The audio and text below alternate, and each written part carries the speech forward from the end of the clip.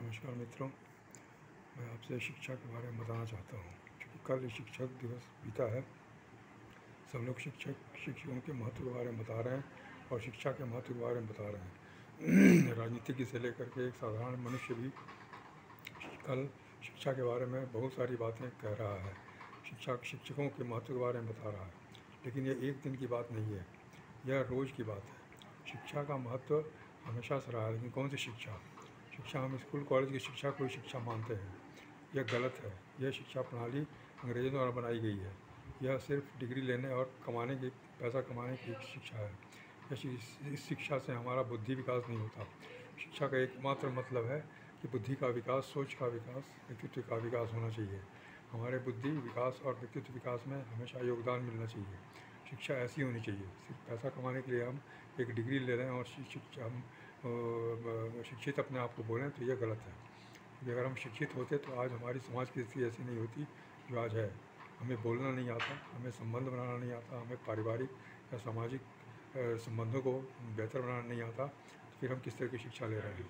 हमारा मानसिक विकास नहीं हुआ। पैसे के पीछे हम भाग रहे हैं, केवल पैसे के लिए हम काम कर रहे हैं। ये कैसा विकास है? स्वास्थ्य के बारे में हम नहीं सोचते। स्वास्थ्य हमारा बिल्कुल ख़राब होता जा रहा है। डॉक्टरी इलाज और हॉस्पिटल के पर हम निर्भर होते जा रहे हैं, दवाओं पर निर्भर होते जा रहे हैं। ये कैसी शिक्षा है? शिक्षा का मतलब ये नहीं हुआ। शिक्षा का मतलब हुआ कि हमारा बौद्धिक, मानसिक, शारीरिक और आर्थिक विकास हो। हम स्वतंत्र हों, हम फ्री हों, हम हर चीज़ का अच्छा बुरा विवेचन कर सकें, अच्छे बुरे का भेद कर सकें और उसके मुताबिक काम कर सकें। अच्छे को समर्थन करें, बुरे को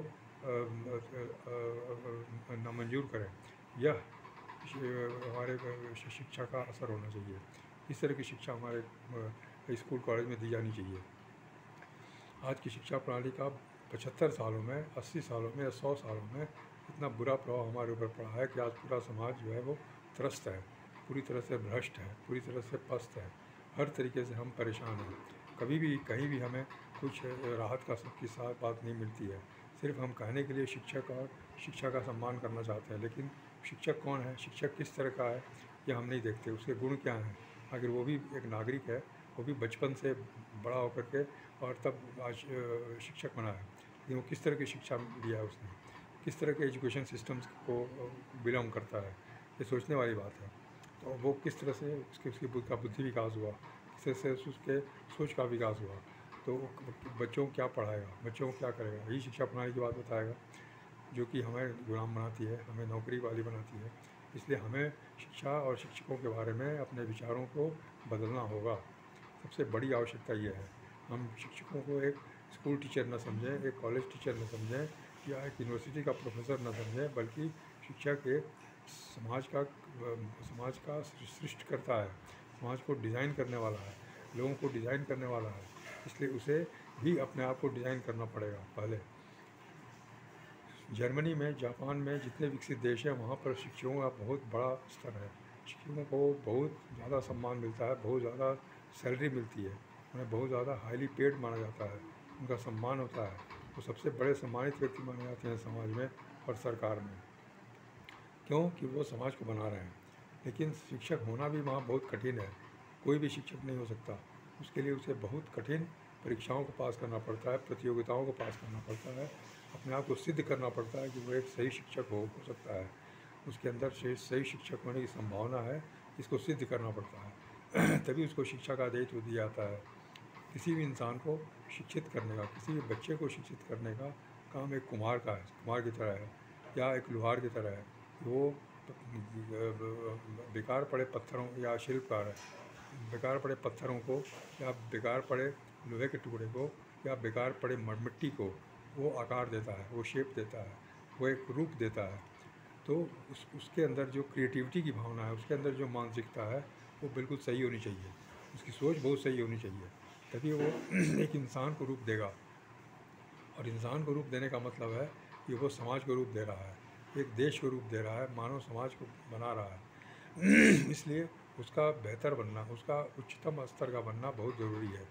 एक शिक्षक को इतनी विशेषता होनी चाहिए कि उसका जब शिष्य जब पैर छुए तो उसके अंदर शक्ति आ जाए, उसके अंदर एक पॉजिटिविटी आ जाए, उसके अंदर एक तरंग पैदा हो जाए और इसीलिए शिक्षक को बड़ा कहा जाता है, ईश्वर से ही बड़ा, कि ईश्वर जो है वो बड़ा है, लेकिन बड़े ईश्वर से ही बड़ा गुरु है, क्योंकि गुरु ईश्वर के बारे में बताता है।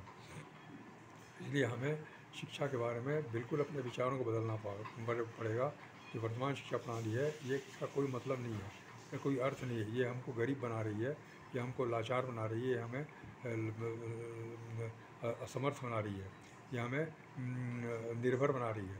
इसलिए शिक्षा प्रणाली का और इन शिक्षकों का कोई मतलब नहीं है।